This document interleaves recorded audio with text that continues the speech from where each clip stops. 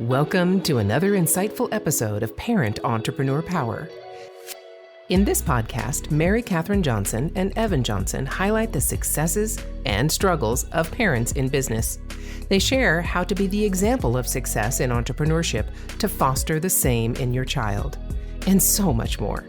Are you ready to power up?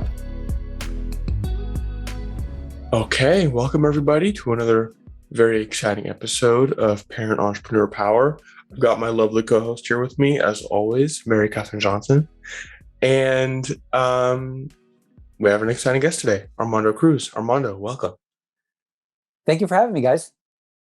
So to start off, for everybody that may not know who you are as of yet, let's go ahead and get everybody up to speed. So go ahead and tell us, who are you and what do you do?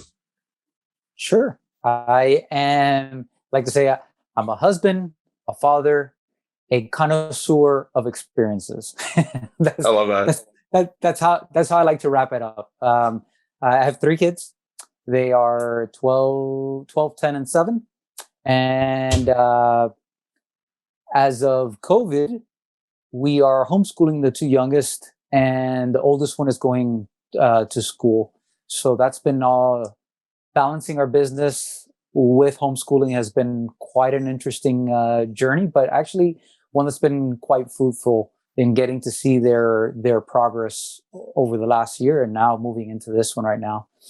My wife and I run a fitness and physical therapy studio. Our big thing is we help people with chronic pain where everything else has failed them. They usually come to us as a last resort, and knock on wood, we've been able to serve people quite powerfully and get rid of their pain. So we're in the get rid of pain game is how we put it. Okay, are you guys doctors then, or what exactly do you do with that? My wife is an exercise physiologist that specializes in chronic pain. And I'm a physical therapist by trade. And my big, where I create miracles, I like to say, is eliminating pain. Like, we help to understand and eliminate the pain and then move forward from there. Okay. That's really interesting. I like that a lot.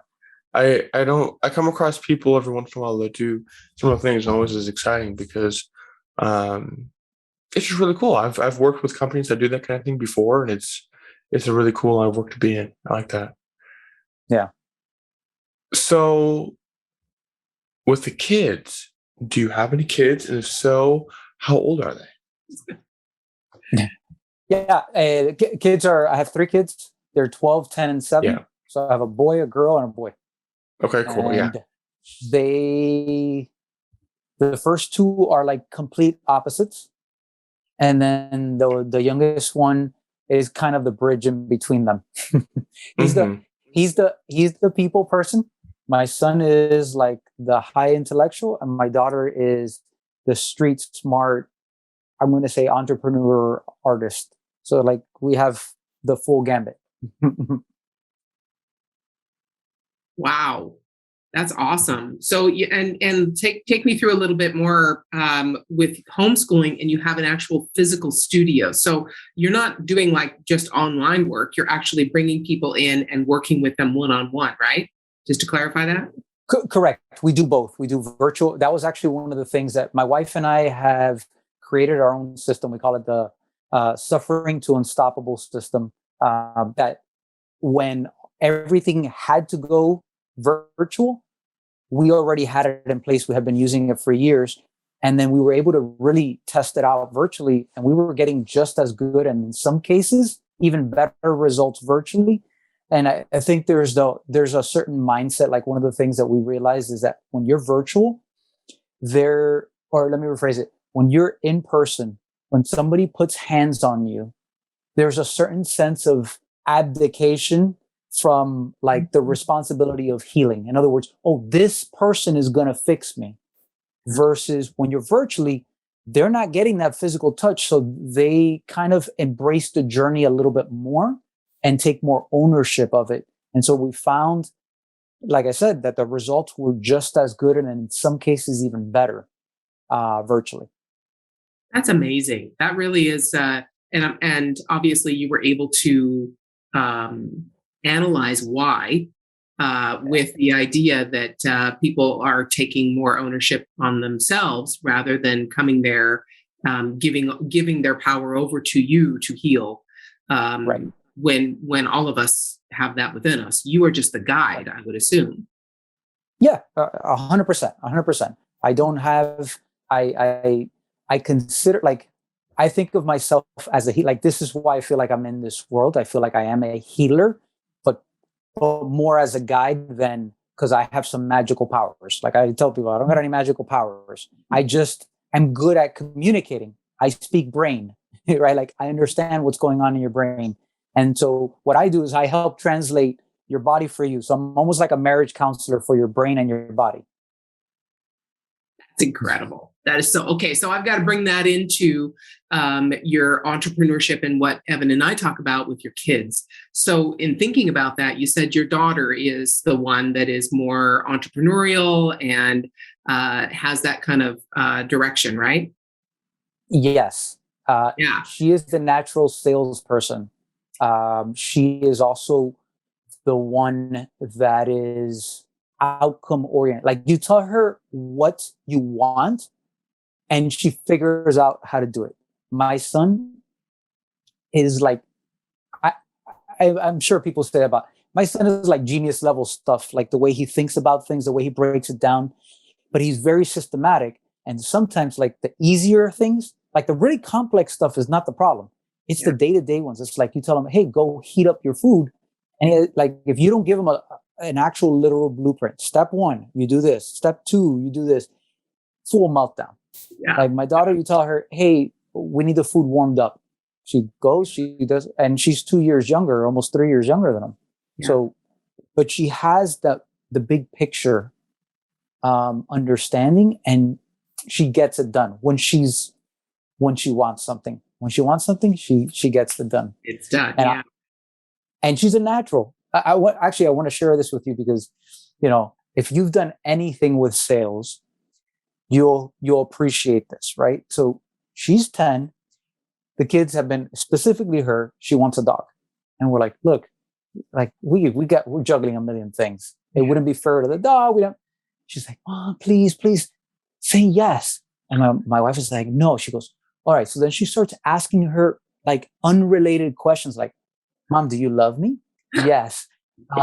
Mom, do you like it when it's a sunny day? Yeah. So she's like, look how easy it is to say yes. Say it. Just say it. It feels so good. Yes. Say it.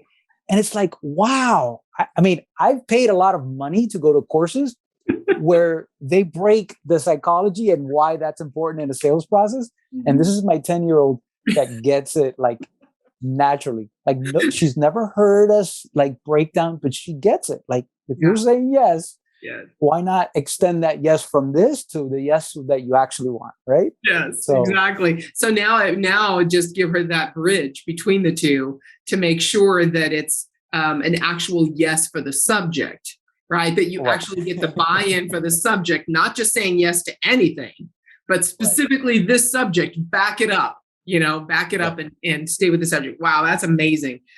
So taking that in then, and especially with the work that you do, I can imagine that you can imagine that skill set that your daughter has. And I could probably bet you that the skill set your older son has as well could be developed and maximized and given the opportunity to grow with your business. Right. So how have you thought about that? Or have you thought about how your kids and their individual unique talents could be drawn out and developed through use in your business?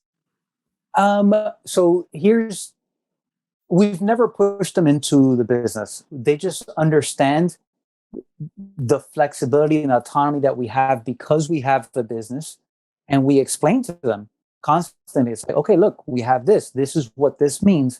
But like looking at their personalities, like between the three of them, if they got together, they'd be a great team to build a business themselves, because my daughter would be the CEO.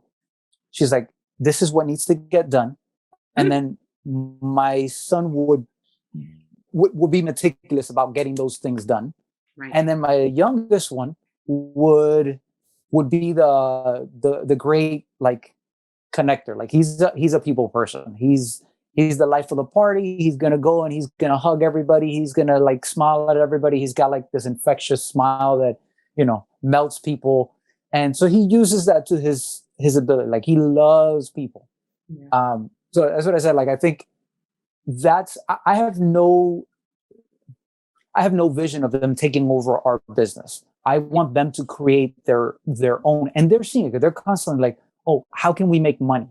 And so what we've struggled with is how to create something for them that allows them to experience some of this stuff, but it still be manageable without giving me a brand new business that I got to work on. I got enough things. Yeah. You know? Yeah. And that's exactly what I'm talking about. Actually, Armando, that's exactly what I'm referring to. So just in a quick explanation, basically the way that Evan started his business was through podcast editing, right? So I have a podcast, this particular podcast that I started back in late 2013. I think I published the first episode in January 2014. And through that process, I was editing it myself, doing all that myself. One day, my 16-year-old's, you know, getting up and I'm like, all right, I really can't keep doing this, right? It's getting more difficult to be able to actually do work and edit the podcast. So, hey, Evan, do you want to learn how to do this, podcast editing and also make some money at the same time?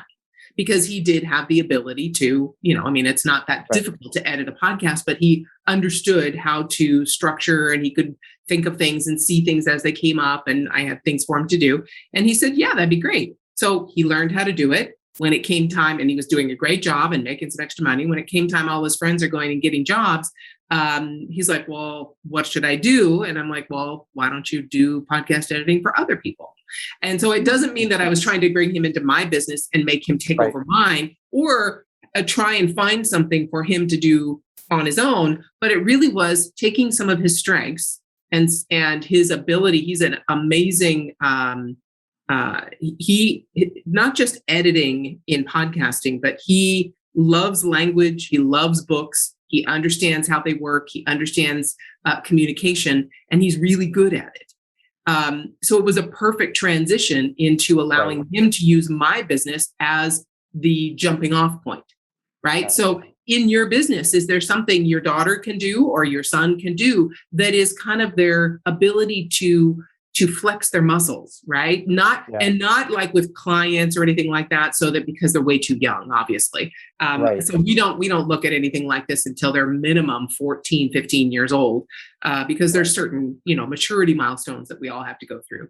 But, you know, that's kind of, especially with an actual business that is both online or virtual and in person, that they would be able to especially your daughter with the sales ability that she has, you know, just looking at your business from that perspective. Well, so here's an interesting thing. I have a friend of mine who's a real estate investor, and we were talking. We meet once a week. I have him and another guy that we've been meeting for over 10 years, like as a small little mastermind. Yeah. And I've since preschool, I went to school with this friend of mine, and he tells me about some stuff that he's doing. And so basically he needs to do mail outs. And I'm like, hey, is that something that he's like, oh, I'm paying this guy $1 an envelope that gets sent out. And I was like, wait, this is something that I could put the kids to do. So I talked to the kids and they're like, yeah, I want to make money. So there were different components of this. So the older one got 50 cents on the dollar. And then the other two got 25 based off what they were going to be doing in that process.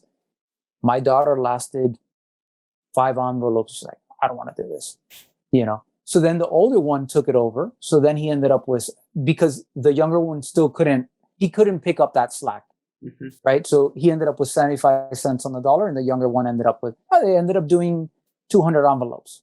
That's what it was, you know? So um, at the end, they like what it was, but they realize this isn't work that I really want to be doing. And I think that's a powerful lesson, like for parents. And because I can recall, like growing up, my dad had his own business.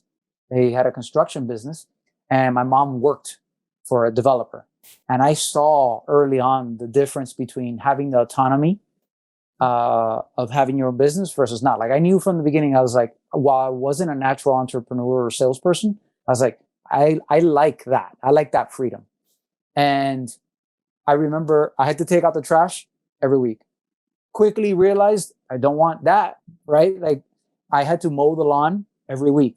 I was like, definitely don't want to be mowing lawns. And I went to work with my dad in the summers, which I live down here in Miami, Florida. It is hot. It is humid. The mosquitoes are ridiculous. And, digging trenches, carrying plywood, cleaning out, because, they didn't give me the skilled stuff. They gave me the other stuff. So I was constantly brooming, all the sawdust, moving, piles of wood, clearing up, like all this stuff. And I was like, man, I definitely don't want to do this. And my dad is constantly, because I can go to a job site right now and I could be general contractor. Like I built up the skill, but I have no desire. My dad's like, oh, I could give this to you. I was like, nope, thank you. But I knew what I didn't want. And I think sometimes that's more powerful or even more important at the beginning is don't worry about getting it right. Test it out so the ones that for sure you want to cross out at the beginning. Yeah, definitely. So Evan, can you, because I agree 100%. You don't want to just give them jobs just to give them a job to make money. And that's a great lesson, right? That they realize, well, yeah, there's lots of ways that I can make money, but not all of them feed my soul, right? Not all of them make me happy. It's just money. And really, money is not going to make me happy. So that's an amazing lesson to learn very early, right? But Evan, is there anything that you can add to help, or is there any piece of advice to help find a passion for a young person? I think he really hit the nail on the head with it's more about finding what you don't want to do at first, because most people of any age, to be honest, I find more people fit in this category than don't. Most people don't know what they want to do, right? Most people don't know what they want their life to look like, or what kind of like career job that they want, or what kind of business they want if they're an entrepreneur. But usually people know what they don't want, right? If you ask them, what do you want to do? Oh, I have no idea. Well, do you want to mow lawns? No. Do you want to, clean houses? Or like, no. So that's a really good stepping point to figuring it out. And also it's more about too, like what you want your life to look like, and not about what job you want, what business you want. Because if you know what you want your life to look like, you can work backwards from there and then just do something that supports that. You know what I mean? Yeah. Definitely. Yeah. Thank you. Awesome. So what about, I'm sure you've thought about college, right? For the kids. What are your opinions about college? Are you going to require that they go? Because obviously both your wife and you have an education. So yeah, I've struggled with this because part of me like holds on to like, so I'm first generation American. My parents came over from Cuba, and my grandfather early on realized the power of education. Education has the power to free you. And part of it is, immersing yourself and getting a degree to improve your, let's say, your value and your status in life. And, back then there were essentially only a few things. There was an engineer, a doctor, a lawyer. Like this is the top three. Like that's it. That's why you went to school. And he lived out in the countryside. He taught himself to read because he had to work the fields and stuff. He taught himself to read. And then he went and he moved into the city into the capital, and he became an agricultural engineer. When Castro came, he fled with his family and they left to Nicaragua. And there he started a I don't know how you say it, like basically like a rice process, which is equivalent to like parboiled rice here, that it cooks a lot quicker. Mm-hmm. But he did that over there, and he became the equivalent of Uncle Ben's rice over there. And then the Sandinistas came, communists, mm-hmm. and he fled to the US. And then while he was here, he knew nothing about construction or anything like that, and he became a developer. Like, he learned on the go, he became a developer. And then it's like slowly but surely, like, this was his process.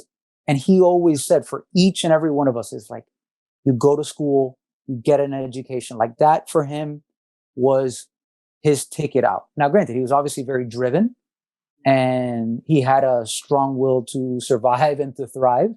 And I think any one of us watching that picked up on his work ethic. And then my grandfather, my dad's dad, he didn't have more than, I think it was like a third grade education, but he became a skilled mason. And he laid a lot of the rock and a lot of the tile and a lot of the stuff in La Habana, the Tropicana and all of that stuff. Like, he laid a lot of that stone. And then he came over here and he just did more of that. So he worked hard. And my dad was working at 13 years old in a factory here the second he got here from Cuba. And again, it goes back to, you get an education because that's what's going to help separate you. But as I've seen now over the years, an education is not what an education used to be. And so I think the choice will be theirs. And I would actually even present other options to them. Like this isn't the only option. I will share with them, look, this is quite an experience. I'm not sure the value is there from a real world perspective, between the cost and what people are studying, because you don't make it back in a lot of cases. But there is something very unique about the college experience, that it's the only time you'll get to have it. And I think that adds to your book of life experiences, which could be valuable later on. And I think if they're aware of that, I think it could be a very powerful thing. But require it? No. But if you aren't going to go down that path, then like, tell me a little bit more of like, what's the plan? Right? That's a plan, but not the only one. Right? So mine are really young still. I've had that thought process, and that's kind of what I've come up with. I don't think I'll make it a requirement, but I want to see that there's some more thought. Even it's like, hey, I need to take time. I was like, you know what? Go do a year of service. That'll open up your eyes, see the world from a place of like people who are real need. And then come back and then tell me, oh yeah, let's go to college now. I think you'll learn a lot from that.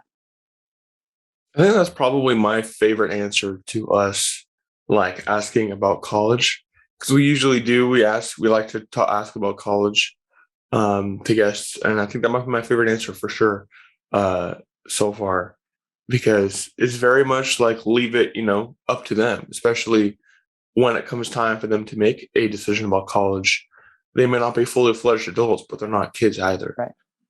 And so they know a lot more than they do when they're really young about what's best for them and what they want. So yeah, I really like that. And that story, I mean, and which was it? Was it your father that had such adaptability and the rice processing and then coming to the States? I mean, that's the ultimate adaptation, right? That's the ultimate survivor. No matter what I'm faced with, I will figure it out. And if we can have that kind of of confidence, not necessarily that he wasn't afraid, not necessarily that it wasn't difficult. I mean, those are obviously, those are givens as far as I mean, I cannot imagine going from each of those different societies and then landing in the US and just, I'm assuming finding a place where he could thrive. What an amazing story. Do you make sure that your kids understand that as they're growing up and that history? I haven't done a great job of that. I don't think. I think we try to live it, but I think it's important for them to understand where this comes from, because I'm a very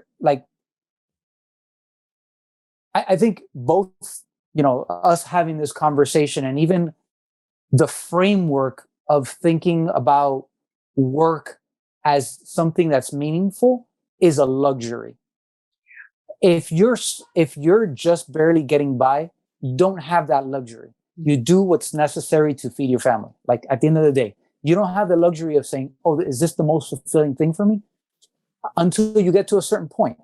My parents were able to provide for us. I mean, I grew up middle class. We went to private schools growing up. We did 1 to 2 vacations a year. Like I never suffered. Did my parents go through hard times financially? Yes. But as kids, I'm the oldest of 4. We never knew. Like we knew we weren't rich because we had, especially if you're going to a private school, like there's a contrast there. You're like, oh, that kid just pulled up in a Porsche and it's his and he's 16. And it's like, okay, I don't got that. I got this used car from my aunt, but my parents gave it to me. I didn't have to buy it. So I understood that there was a context. In fact, I did, but I didn't. Actually, I did, but I didn't. In fact, where it became a big realization for me was when I did my master's. Because up to then, my parents always said, look, education comes first. There was a point where I said, hey, should I get a job? And my parents said, no, your job is to do the best that you can at school right now. Plus, I played a lot of sports. It wasn't that I was sitting at home doing nothing. And then when I went to college, I ran at the university, at the collegiate level. So I was doing that. I was getting my degree. And then I had to do hours for my degree in sports medicine. At some point there, I was like, should I get a job? My parents like, no, we already paid for it with the Bright Futures and you got some scholarships. So focus on that. You have your entire life to work. That was their mindset. Mm-hmm.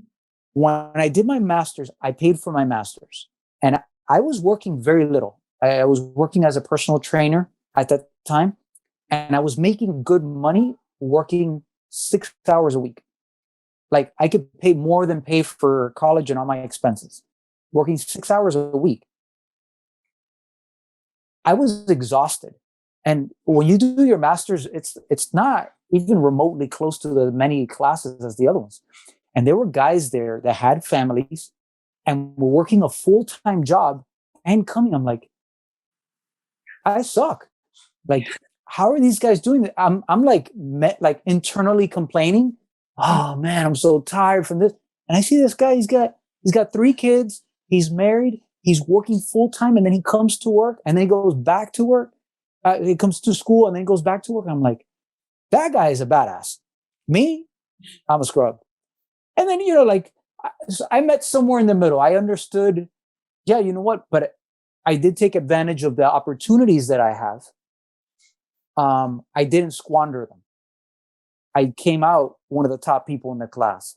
I graduated a year earlier because I was dedicated. So I did my part, but there was that contrast of comparing. I'm like, wait, what I did sucked, compared to him. And I don't know if it was fair, but it was at least eye-opening. It was eye-opening for me, where I was like, oh, okay. Yeah. When you think that you have it bad, there's always somebody worse. Right. Yeah. So, and especially in this climate, right? Having that history of what your father, their grandfather had to do to provide the opportunity that your kids now have to flourish and not have to worry about the basic necessities of living. I mean, really, I think here in the United States, yes, we have, especially Evan and I living in California, we have a very high homeless population. We have a lot of adversity for a lot of people. But the United States as a whole is not Venezuela. It is not Cuba. It is not in any way these other countries who do have that struggle still for the majority of the population. So, we do have a certain complacency. I know, Evan, both of us were brought up in middle America kind of households where, we didn't have to worry about what we were going to eat or whether we were going to be able to eat or if we were going to be able to drive somewhere, right? Or possibly go on a vacation and things like that. So, I agree with you. I think it's incredible to have those stories. Most immigrants, I know we have to go back a few more generations for my family to have, or for my husband's family to have that power of education, immigrant push, because my husband's grandparents had that exact same idea, and they came from Norway. So it was basically 8th grade or less education. You get an education. You can go to college. You do it. No matter what, right. That's your ticket. Right. And I agree with you. It's really changed now. The opportunities have morphed. And I agree with Evan. Your answer is the best because it's going to allow your kids to be who they are, right? Right. I mean, what an amazing opportunity you're affording them to allow them to do that. Wow. It's still, I will tell you, there's a mental struggle there. I'm not there at that point. And I think where I wrestle with that is that with every generation, the urgency diminishes, right? Like when my grandfather came, there's an urgency of survival. Then my parents, they were provided for because of the hard work, but they got to see the hard work. Then we got to see the hard work, but it wasn't, I don't know if it was as hard as what they saw. So every generation, I guess, diluted a little bit more, or the work morphs into something different, right? Like I made the choice to not work as a laborer, at least not outside, like a construction worker. I could have easily done that because I could do it right now and I'm not trained for it. But I have enough experience there where I feel competent that I could do that. But that kind of work, like anyone looking from the outside is like, no, that's hard work because it's labor. But thinking has a different, it doesn't manifest itself in the same way. It's not as visceral as seeing somebody dig a hole or, swing a sledgehammer. Thinking requires a lot of energy, a lot of bandwidth. And so part of this is, how do I get them to understand that the differences and that hard work comes in many different layers, but it's required no matter how you put it. Right?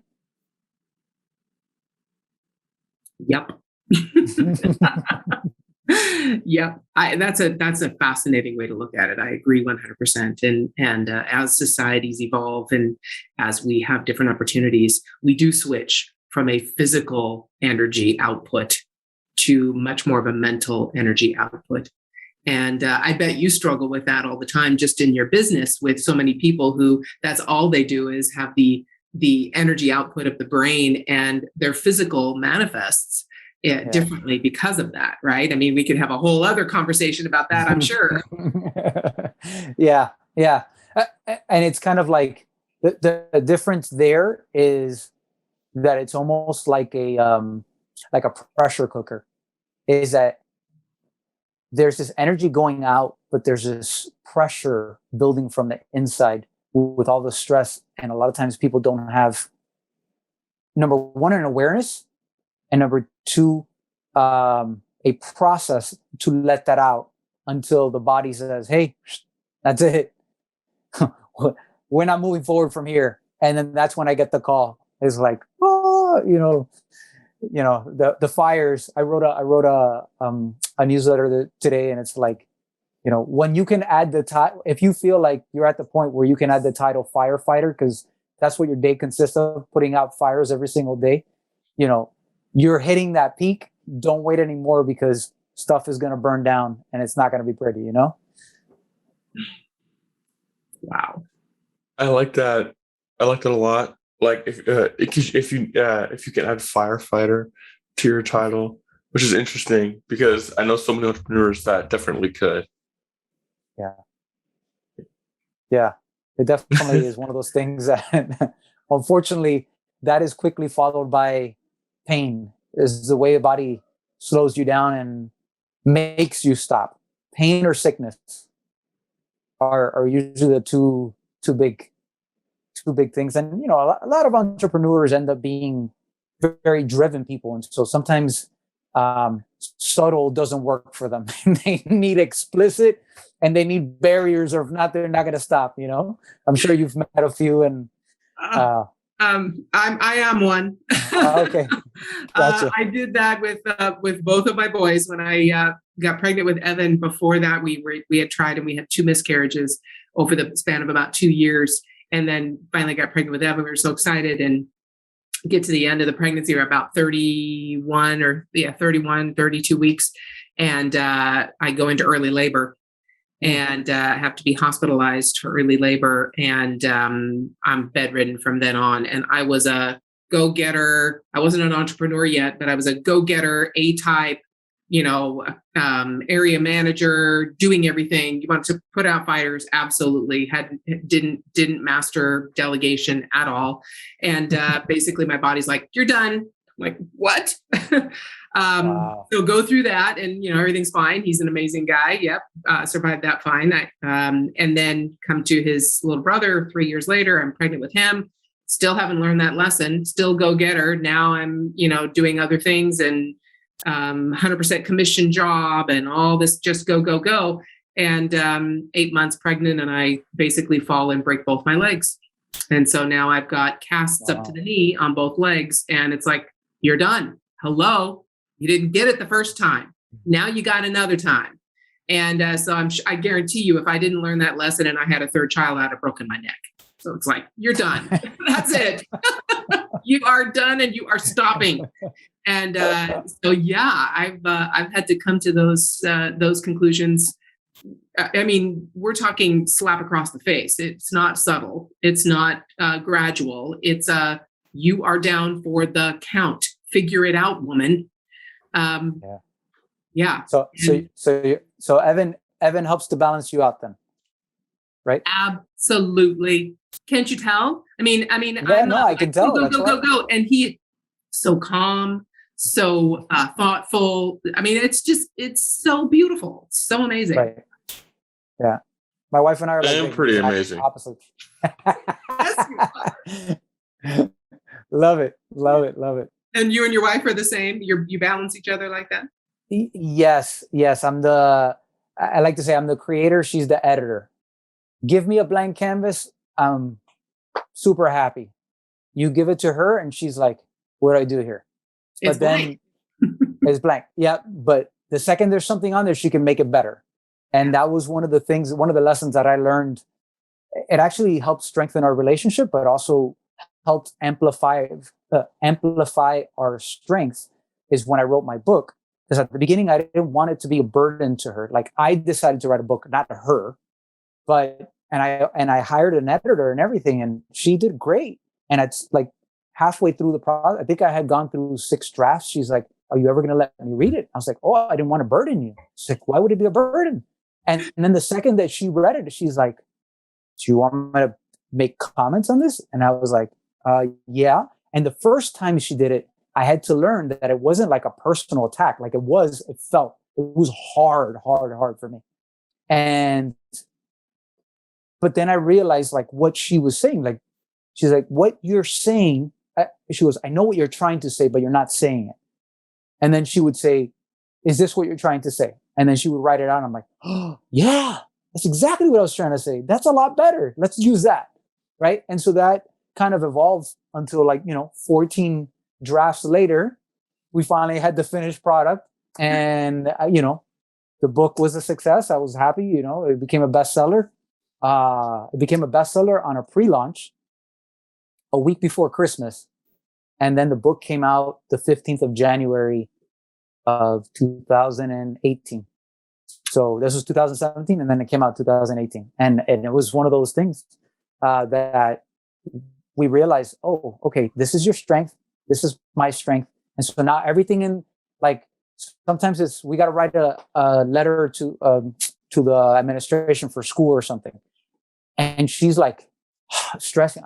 I'll write it, and I'll type it out, and I'll send it to her, and she's like, "What the heck did you just write here?" And then she gets going. I'm like, "I know, I just got to write something there." And then she like completely hates it, and then she writes it all and then over. redoes it. Yeah, she does it. I'm like, okay, great. Now we can get it going. But I have to break her out of that the same way as, like, I don't see a lot of those things because I see the bigger picture. Like, she sees the fine details, I see the big picture. So again, we help to balance each other, and we realized in our roles in the business. She's in charge of the finances and administration, because if not, I'd forget to pay people, do all that stuff, because that's not what's on my mind. I'm there to create and to serve with people hands-on. Yes. So yes, knowing each other is important, right? Like, that's part of being entrepreneurial parents. Is like, you need to come first before the kids. That at least is my belief. If you cannot solidify your relationship, both in business and the personal, it's not going to help the kids, because if you guys get divorced, like, at this point, all they're getting is that trauma. So I would rather make sure that we're good, and then that manifests in being better for them. So whenever, like, they'll be like, "Oh, but oh, you're going to go on a date with mom." Yeah. But why? Why can't we go? I was like, because I married your mom. I didn't marry you. I want to go out with her. I don't want to go out with you. Yeah. I gotta spend the rest of the day with you. I said, "You guys will have fun, and then we can go and do stuff on another day." But, like, it's important for us to take time, and I'm explicit so that they understand that this is important as far as relationships is concerned. Is that you don't choose your family. The only person you choose is your spouse. So if that's your choice, it's also the one you have the most responsibility with. And the only way that it gets better if you work on it. You work in it, work towards it, work on it, all of the above. Yeah. And that's it. That's an amazing example, right? So they're going to look up, and when it comes time to possibly look at someone they might want to choose, they'll have that example of what came first, that foundation. And that's a beautiful thing. And then again, with the business, it just brings us first full circle, right? With the hard work that you put, wherever your work, wherever your attention goes, that's where your energy goes. That's what's important to you. So to give that example to your kids is just, it's the best gift as far as I'm concerned, really. Yeah. Thanks. That's amazing. It takes a lot of work to be in a committed, long-term relationship like that with a spouse. And so, like what she said, it's really cool that you're providing that kind of an example for your kids to be able to follow. I think it's definitely going to serve them pretty well. So as we begin to, kind of wind down the interview, we like to end on the same question, and that is by asking, if you were to die tomorrow, which we don't want, but if you did, what would be the entrepreneurial legacy that you would leave behind for your kids to use as they, potentially grow into entrepreneurs themselves? That's a good one. I think the most important thing that I can leave them with is, number one, do something you love. And if you have the opportunity to serve people, you'll never go wrong, because it's one of the most valuable things. Happiness is one thing that the society is obsessed with. And I think the tendency is to look inward for happiness. Oh, what makes me happy? And while you don't neglect yourself, you're going to be significantly more fulfilled if you're seeking to serve others. In other words, when life becomes greater than yourself is when you can really appreciate yourself. And when you go with the heart of a servant to serve others, I feel like it becomes a lot more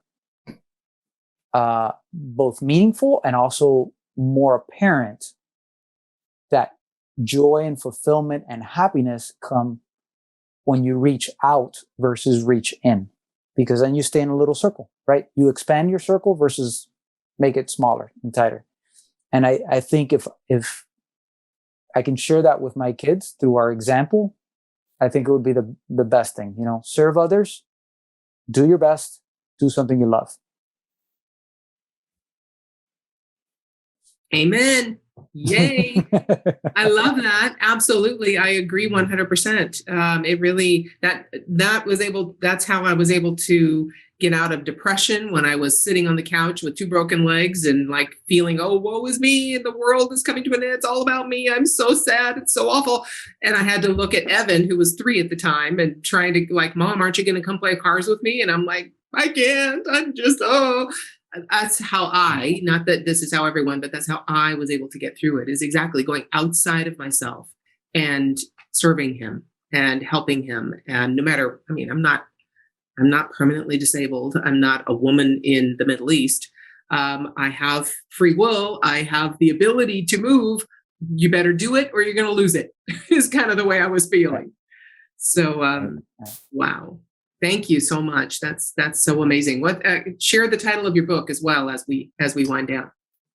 It's called The Legacy Code: Modern Man's Guide to Escape Obscurity and Live a Life Unleashed. Yes. I love that.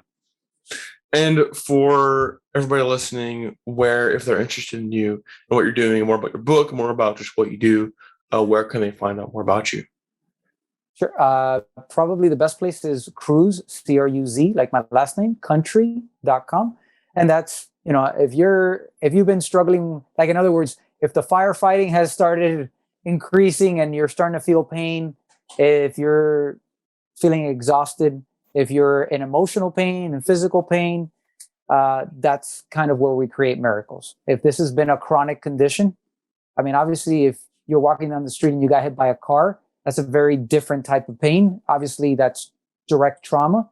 But if you've been having this for over a year, you've tried seeing doctors, acupuncturists, chiropractors, and you're still in pain, I'd love the opportunity to be able to at least have a conversation and see if there's somewhere where I can shed a little light to help along the way. So I would say there. And then Amazon, you just go The Legacy Code and then type my name. Because apparently I wasn't aware, but Legacy Code is also some kind of computer programming. So it comes out with a whole bunch of computer programming books. So put Legacy Code and then put my name, Armando Cruz, and it should pop up. Perfect. Yeah. Well, thank you so much, Armando, for being willing to come on the show.